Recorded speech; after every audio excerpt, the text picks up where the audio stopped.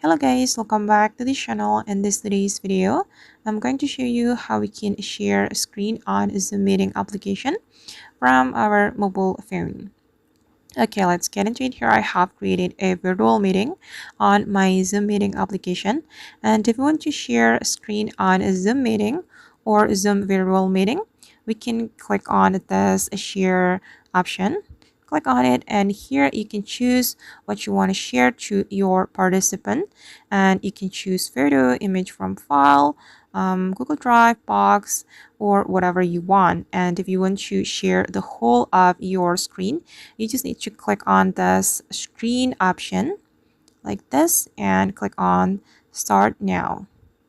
Oh, and apparently I have to activate this appear on top feature on my Zoom meeting. So I'm going to scroll down and we can click on the Zoom application so it can appear on top. Okay, and now the appear on top has been activated, and as you can see that I'm sharing my screen to my participant right now. Alright guys, and that's how we can share a screen on a Zoom meeting application from our mobile phone. I hope this tutorial will be useful for you. Thank you so much for watching and see you in the next video.